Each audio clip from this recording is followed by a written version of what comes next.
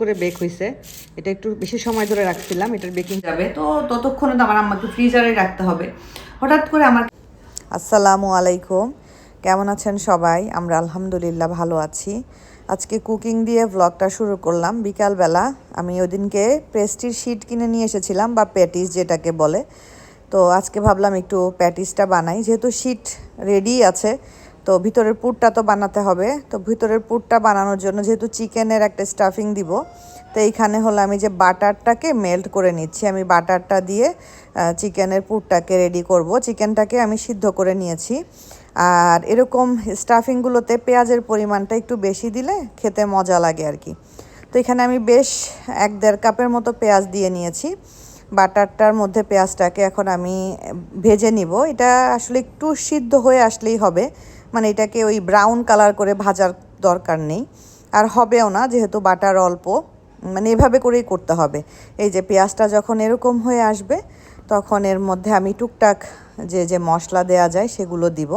একটু লবণ দিয়ে দিচ্ছি।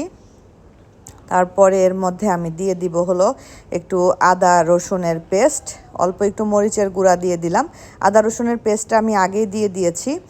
আর দিয়ে দিলাম একটু জিরার গুঁড়া। আর এই যে চিকেনটা সিদ্ধ করে আমি এরকম করে হাত দিয়ে ছাড়িয়ে ছাড়িয়ে নিয়েছি। আদা রসুনের পেস্টটার ক্লিপটা আসলে আমার নেওয়া হয়নি, খুব বেশি না, 1 চা চামচ পরিমাণ আদা রসুনের পেস্ট দিয়েছি। তো এখন এর মধ্যে দিয়ে দিচ্ছি একটু চিলি ফ্লেক্স যদি না থাকে কোনো সমস্যা নেই, আপনারা না দিলেও চলবে। আমি আছে যেহেতু তাই একটু দিয়ে দিলাম। আর এখানে অ্যাড করব একটু গোলমরিচের গুঁড়া আর কি, সেটা সাদা গোলমরিচ হোক বা কালো গোলমরিচ হোক, এটা একটু দেওয়ার চেষ্টা করবেন, কারণ গোলমরিচের গুঁড়াটা টেস্টটাকে অনেকটা এনহ্যান্স করে বা বাড়িয়ে দেয়। যাই হোক, তো এখানে আমি একটু গোলমরিচের গুঁড়া দিয়ে দিলাম। দিয়ে এখন দিয়ে দিব হলো একটু সস। আমি দিয়েছি চিলি সস, আপনারা ইচ্ছা করলে টমেটো সসও দিতে পারেন। আমি চিলি সসটাই একটু পছন্দ করি, বাচ্চারাও এটাই পছন্দ করে, এই কারণে এই সসটা দিলাম। তো এখন খুব সুন্দর করে এটাকে সব কিছুর সাথে মিশিয়ে 5 থেকে 6 মিনিট এভাবে করে চুলার জালটা একটু কম রেখে এটাকে কুক করে নিব, তাহলেই হয়ে যাবে। যেহেতু মশলাটাও আমার সুন্দর মতো ভুনা হয়ে গেছে, তারপরে চিকেনটা অলরেডি সিদ্ধ করা, তাই মানে ওই অতটা না করলেও চলবে, একটু মাখা মাখা করতে হবে আর একটু পানি অ্যাড করতে হবে এখানে। এই পুরটা দিয়ে আপনারা যে কোনো কিছু বানাতে পারবেন, অনেক কিছু বানানো যায়। এরকম একটা পুরের বানিয়ে যদি ফ্রিজে নর্মালে রেখে দেন তো হুটহাট মনে হলো যেটা বানাবো, তখন পুরটা দিয়ে বানিয়ে ফেলতে পারবেন। তো এই যে অল্প একটু পানি অ্যাড করলাম। এখন আমি এটাকে একটু কুক করে নেই, তারপরে বাকি প্রসেসিং যা সেটা স্টেপ বাই স্টেপ শেয়ার করতেছি। প্যাটিসের শিট কিনে নিয়ে আসছিলাম ওই দিনকে। তো এই যে শিটগুলো হলো এরকম। এখন এই শিটগুলোকে, একটা শিটকে আমি 4 ভাগ করব, এভাবে করে কাটবো, এভাবে করে কেটে স্কোয়ার শিটটাকে 4 টুকরো করে নিব। তারপরে হলো এই যে এখানে আমি একটা ডিমের কুসুম, এটা হলো আমি কুসুমটাকে সুন্দর করে সাদা অংশ থেকে আলাদা করে এটার মধ্যে নিয়েছি। একটা ব্রাশও নিয়েছি, এটার কাজও দেখাবো। আর এই যে প্যাটিসের ভিতরের পুরটা আমার রেডি হয়ে গেছে। এটা ভিতরের পুর আমি এভাবে রেডি করেছি। পুর যে যেভাবে যেরকমভাবে দিতে চান সে সেভাবে দিতে পারবেন, আমারটা এইভাবে রেডি করেছি। আর এই যে এখানে ইলেকট্রিক ওভেনের ট্রেটার উপরে একটা ফয়েল এভাবে সুন্দর করে বিছিয়ে নিয়েছি, যাতে করে সুন্দর করে বেক করা যায়। তো ঠিক আছে, এখান থেকে তো জায়গা কম, আমি দেখাতে পারছি না। তো এটাকে আমি আগে কেটে নিই, তারপরে আমি আপনাদেরকে দেখাচ্ছি কিভাবে কি করতেছি। তো এই যে একটাকে 4 টুকরা করে নিয়েছি। এখন আমি এটার মধ্যে সুন্দর করে পুরটা দিয়ে উপরে, এটা তো যেহেতু রেডিমেড তাই এভাবে করে, রেডিমেড পরোটা যেরকম কিনতে পাওয়া যায় ওরকম থাকে। তো ঠিক আছে, এভাবে করে নিয়েছি। এখন আমি ভিতরে পুরটা দিব, পুরটা দিয়ে তারপরে প্যাটিসের যেরকম শেপ হয় ওরকম করে দিব। এই যে দেখেন ধোয়া উঠতেছে, কারণ হইলো ওই যে কি জানি বলে, এটা যেহেতু ফ্রোজেন সেই ধোয়াটা উঠতেছে আর কি। তো এই যে প্যাটিসের শিটটাকে এভাবে করে আটকায় দিব, দিয়ে এভাবে করে সবগুলা যে কয়টা একটাতে ট্রেতে দেওয়া যায় সেই কয়টা আমি বানাই নিচ্ছি। এই যে সুন্দর করে দিচ্ছি, দিয়ে এখানে রাখতেছি যেন ইয়ে না হয় আর কি। এই রাখলাম, এভাবে করে সবগুলো বানাই নেই তাহলে।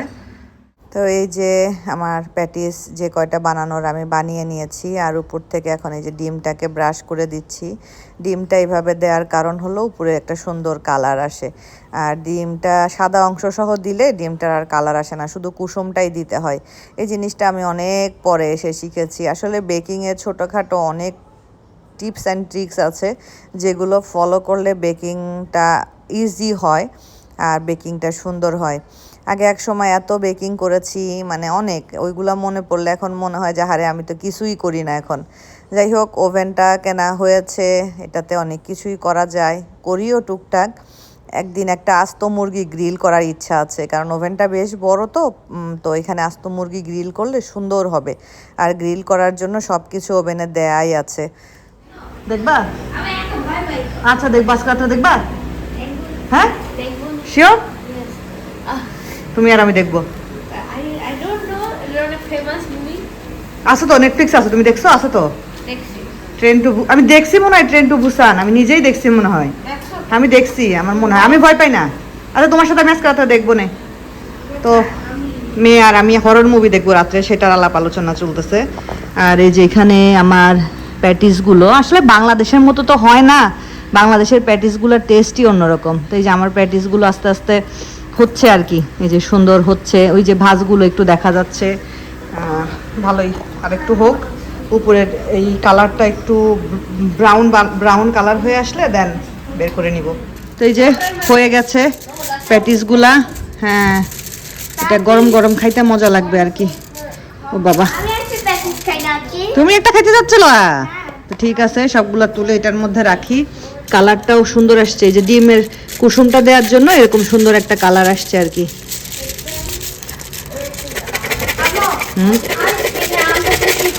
প্যাটিসের এই শীট বানানোটা একটু কষ্ট, নাহলে শীটটাও বাসায় বানানো যায়। না আমার বার্নিং হচ্ছে না, আমার হ্যান্ড। আম্মু হট ধরতে পারি মা। হ্যাঁ, কি ধরতে পারি না? তো ঠিক আছে, আমি এগুলোকে নিয়ে নেই। তো ওই যে হয়ে গেছে, কিন্তু মাত্র যেহেতু বেক করা হয়েছে, এটা অনেক গরম। কি? হ্যাঁ, গরম গরম নাও বাবা, সসটা নিয়ে এসো। আপনি সস দেই, এই সস দুই জায়গা থেকে টানাটানি করতে গেলে ই হয়ে যাবে। নাও খাও। কেমন হয়েছে? দেখি লগ্ন খেয়ে দে, রিভিউ দিক কেমন হয়েছে। দাও আপনাকে সস দাও। কি খাইছে তো? খাইছে? কেমন হয়েছে? সস দিয়ে খাবে না? কেন? সস ইয়াম্মি না? সসটা ঝাল। এটা ইয়ে সস না, চিলি সস তো না? থাই সস। গরম অনেক গরম। কেমন হয়েছে লগ্ন? মজা। তো এই যে আর এক ব্যাচ বানাইলাম, এটা যে রাশেদা ভাবির জন্য পাঠাবো। যে এটা সুন্দর, এটা বেশি সুন্দর করে বেক হয়েছে, এটা একটু বেশি সময় ধরে রাখছিলাম, এটার বেকিংটা বেশি ভালো হয়েছে। এই যে সুন্দর একদম উপরের কালারটা আসছে, মাশাল্লাহ একদম সুন্দরভাবে বেক হয়েছে এটা। তো তোষান অলরেডি রায়ানদের বাসায়, তো ভাবিরে ফোন দিয়ে বললাম যে ভাবি পাঠাই দেন তাইলে তোষান রে, ও নিয়ে যাক, নিয়ে গিয়ে গরম গরম খাইলে ভালো লাগবে, নাইলে ভালো লাগবে না, এগুলা গরম গরমই মজা লাগে। তো এই যে এগুলো এখন পাঠাই দিব। ভালোই হয়েছে শীটগুলা কিনে এনে, অনেক দিন ধরে আমার এই প্যাটিস বানাবো, আমি শীট বানাইতে পারি না, আমি শীটে পারদর্শী না। হয়তো চেষ্টা করলে পারবো, বাট অনেক ঝামেলা শীট বানানো। তো ভাবির জন্য পাঠাই দিলাম। তোষান তো ভাবির ওখানে ছিল, তো তোষান আসলো, সাথে প্রিন্সও আসছিল, প্রিন্সের হাত দিয়ে ভাবিরটা পাঠাই দিছি। আমি আজকে ব্লগ শেষ করার আগে আসলে মালয়েশিয়াতে গতকালকে একটা মারাত্মক ইনসিডেন্ট ঘটে গেছে, তো ভাবলাম এটা সম্পর্কে আপনাদেরকে একটু বলি। এরকম একটা ঘটনা অস্ট্রেলিয়াতে হয়েছিল আজকে থেকে 1 থেকে 1.5 বছর আগে, এবং যেটা হয়েছিল বাংলাদেশে একটা ফ্যামিলি ইনসিডেন্ট, বাট মালয়েশিয়াতে যে ইনসিডেন্টটা হয়েছে সেটা সম্ভবত মালয়েশিয়ান এক ভদ্র মহিলা। উনি সকালবেলা ওনার 2 বছরের বাচ্চাকে নিয়ে গাড়িতে করে বাচ্চাকে ডে কেয়ারে ড্রপ করার কথা, তারপরে উনি অফিসে যাবেন। তো ভদ্র মহিলা বের হয়ে অফিসে গিয়েছে, অফিসে গিয়ে সকাল 9টা থেকে বিকাল 5টা পর্যন্ত উনি অফিস করেছেন। অফিস শেষ করে যখন উনি গাড়িতে আসেন, এসে দেখেন ওনার 2 বছরের বাচ্চাকে উনি ডে কেয়ারে ড্রপ করতে ভুলে গিয়েছেন। তো বাচ্চাটা আনফর্চুনেটলি এত গরম, মালয়েশিয়াতে এত গরম, গাড়ির হিট সাফোকেশনে, যেহেতু সকাল 9টা থেকে 5টা পর্যন্ত গাড়ির ভিতরে ছিল, 2 বছরের একটা বাচ্চা গাড়ির মধ্যে এতক্ষণ সারভাইভ করাটা আসলে এটা সম্ভব না। বাচ্চাটা মারা গিয়েছেন, মা এসে দেখেন বাচ্চা মারা গিয়েছেন। যাই হোক, পুলিশ এসেছে, আমি এইটুকু পর্যন্ত মেনে নিলাম। বাট এরপরের ঘটনাটা, আমি আজকে মিতুর সাথে কথা বলতেছিলাম। মিতু যেহেতু একজন টিচার ছিল এবং ও যে স্কুলের টিচার ছিল, ওই স্কুলে একটা ডে কেয়ারও ছিল। তা আমি মিতুকে বলতেছিলাম যে মিতু এরকম এরকম ইনসিডেন্ট ঘটেছে। মিতু বলতেছে, আপু মার তো ভুলে যাওয়ার কোনো অপশনই নেই, কারণ হলো যেহেতু বাচ্চা 2 বছর বয়স, আর যেহেতু ডে কেয়ারে অ্যাবসেন্ট থাকলেই কিন্তু প্যারেন্টকে ইনফর্ম করে যে আজকে বাচ্চা অ্যাবসেন্ট। এটা আমি দেখেছি। তোষানরা একদিন স্কুলে না গেলেই মেল চলে আসে যে স্টুডেন্ট আজকে অ্যাবসেন্ট, সেখানে তো ডে কেয়ার, 2 বছরের বাচ্চা। তারপরে আমি তো বলতেছি, আপু ওদের সকাল থেকে যতক্ষণ পর্যন্ত ওরা ডে কেয়ারে থাকে, ওইটা ওদের আপডেট, ওদের একটা হোয়াটসঅ্যাপ গ্রুপ আছে, আপডেট আসতেই থাকে। তো ওখানে বাচ্চারা কখন কোন মিলটা খাচ্ছে সব ছবি টবি ওইখানে দেয় টিচাররা। তো তখনও কি ভদ্রমহিলার ওই হোয়াটসঅ্যাপের মেসেজ দেখেও কি ভদ্রমহিলার মনে পড়েনি? এটা আমি বারবার আমার কাছে গতকালকে মনে হচ্ছিল যে একটা মানুষ যখন গাড়িটা থেকে বের হয়ে, গাড়িটা যখন লক করে বের হয়ে যায়, তখন তো মানুষটার একবার হলেও ব্যাক সিটের দিকে চোখ যায়। আর 2 বছরের বাচ্চা যদি ঘুমিয়ে না থাকে, তাহলে তো বাচ্চা অবশ্যই লাফালাফি করতেছিল, কথা বলতেছিল। মানে এটা কোনোভাবেই মাথায় ঢুকাতে পারছি না যে মা কিভাবে সন্তানকে ভুলে যায় এবং সন্তান এতক্ষণ গাড়িতে কষ্ট পেয়ে সন্তানটা দুনিয়া থেকে চলে যায়। আসলে এখন কি ঘটে না ঘটে, মানে এগুলো আসলে চিন্তা করলে কেমন পাগলের মতো লাগে। মানে গতকালকে তো আপুর হাজব্যান্ডের জানাজাতে আমরা গিয়েছিলাম। তো যাই হোক, ওই সময় তো মহিলারা তো আর জানাজাতে অ্যাটেন্ড করতে পারে না। আমরা দোয়া করেছি, আমাদের ভাইয়েরা সবাই জানাজাতে ছিলেন। তো এখানে তো আসলে অনেক মানুষের জানাজা না, ছোট একটা পরিসরে জানাজা। তো ভাইয়ার মরদেহ আজকে আলহামদুলিল্লাহ বাংলাদেশে পৌঁছাই গেছে। আজকে ভাইয়ার সাথে আরও 5টা মরদেহ একসাথে গিয়েছে ইউএস বাংলার একটা ফ্লাইটে। ভাইয়া সহ 6টা মরদেহ গিয়েছে। এই যে ফ্লাইটটাতে ভাইয়ার মরদেহ দেশে পাঠানো হয়েছে, এই সেম ফ্লাইটটাতেই আমি বাংলাদেশে গিয়েছিলাম মালয়েশিয়া থেকে। এটা 3টা 50-এ ছাড়ে আর কি, মালয়েশিয়ান টাইম। তো আমি তাই চিন্তা করতেছি যে ফ্লাইটে সিটে মানুষ থাকে, আর ফ্লাইটের ডেকে বা যেখানে হয়তো বা লাগেজ টাকেজ থাকে, সেখানে সাথে ডেড বডিও যায়। মানে কেমন এগুলো যখন চিন্তা করি, তখন গতকালকে যখন আমরা ওইখানে গিয়েছি, আমরা যাওয়ার কিছুক্ষণ পরে মরদেহবাহী একটা গাড়িতে করে ভাইয়ার বডিটা নিয়ে আসা হয়েছে। তারপরে স্ট্রেচারে করে যেখানে জানাজা হবে সেখানে নেওয়া হয়েছে। ওই সময়গুলো দেখতেছিলাম আর নিজেকে মনে হচ্ছিল ওই জায়গায় আমি তো আজকে এই জায়গায় থাকতে পারতাম। আসলে আল্লাহর কাছে দোয়া করি, আল্লাহ তুমি আমার একটা সুন্দর মৃত্যু দিও। ভাইয়া আলহামদুলিল্লাহ মৃত্যুটা সুন্দর হয়েছেন, খুব একটা কষ্ট পাননি, সুন্দরভাবে দুনিয়া থেকে গিয়েছেন।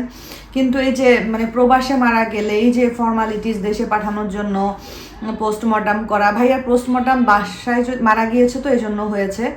হসপিটালে থাকলে সম্ভবত পোস্টমর্টম হতো না, কারণ আমার ফ্রেন্ড বৃষ্টি, ওর হাজব্যান্ড যখন মারা যায়, আমরা তো খুব কাছ থেকে দেখেছি। তো ভাইয়া হসপিটালে মারা গিয়েছিলেন, তো সেক্ষেত্রে ও ভাইয়া কোভিডের সময় মারা গিয়েছিলেন, ওই সময় কোনো পোস্টমর্টম হয়নি। কিন্তু এই ভাইয়ের ক্ষেত্রে পোস্টমর্টম হয়েছে, নর্মাল মৃত্যু।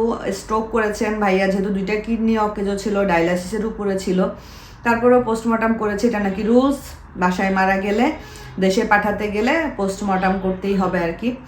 তো যখন চিন্তা করি আল্লাহ মাফ করো, আল্লাহ মাফ করো, আমি যেখানেই থাকি, যেই জায়গায় থাকি, আল্লাহ আমার মৃত্যুটা আমার দেশে দিও, আমি যেন মানে দেশের মাটিটা পাই, এটা চিন্তা করি।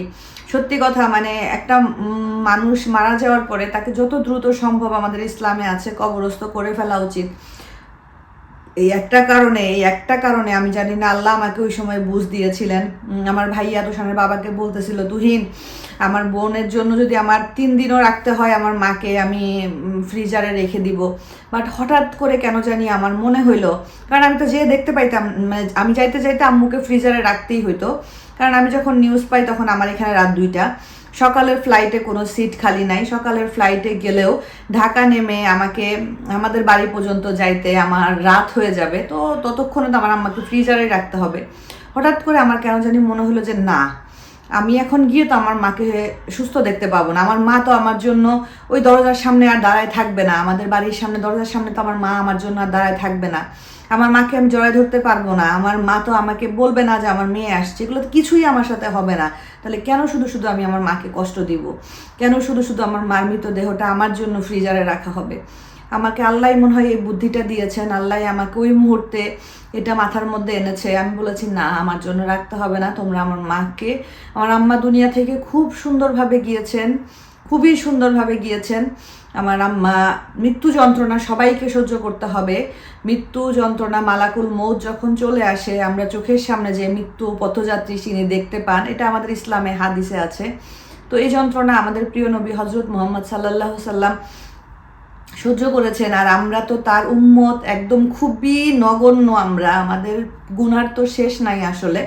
তো সেখানে আমাদের কথা তো বাদই দিলাম, তো এটা তো সহ্য করতেই হবে। তো এইটাই আসলে মানে আমি ভাইয়ার মৃত্যুটা এত কাছ থেকে দেখলাম। আমার ফ্রেন্ড বৃষ্টির হাজব্যান্ড মারা গিয়েছিল হসপিটালে, আমি ভাইয়ার বডিটাও আমি দেখি নাই।